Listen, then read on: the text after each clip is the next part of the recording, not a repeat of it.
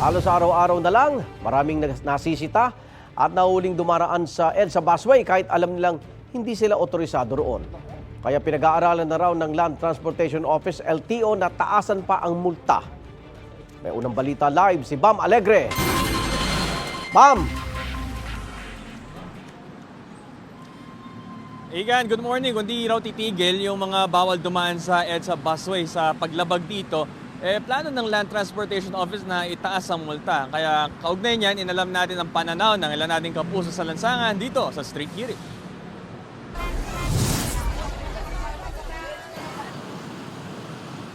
Oras na makapwesto ang mga otoridad sa EDSA bus lane na para lang sa mga pampasaherong bus at mga emergency ambulance, tiyak may mahuhuli.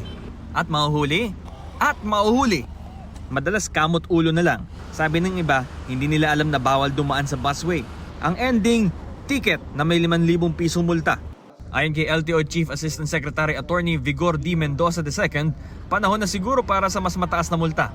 Nakukulangan daw ang LTO sa 5,000 pesos. At kung paulit-ulit ang paglabag, baka dapat na raw tanggalan ng lisensya. We will continue to dialogue kung ang penalty masyadong maliit, baka kailangan taasan. No? Ang importante dyan, pag nahuli kasi yung driver, may demerit yan. Pag rumami na yung demerit points pa yun, 40 demerit points, suspension or revocation ng license na yan. Ang pasahero na si Baby Perez ang ayon na itaas ang multa.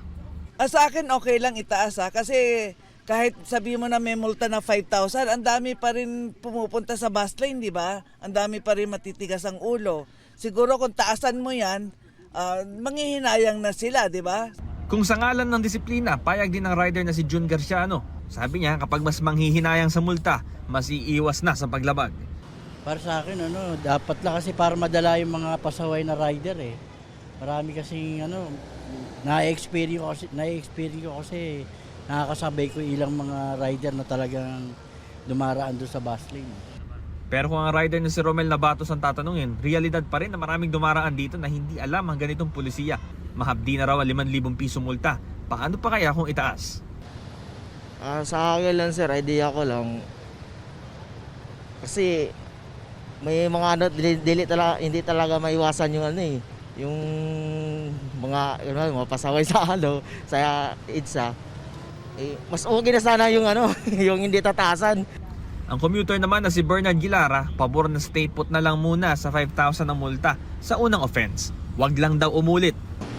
For first offense, okay lang yung 5,000 pero kung paulit-ulit na ginagawa kasi, okay lang din nataasan para at least matuto rin yung mga commuters na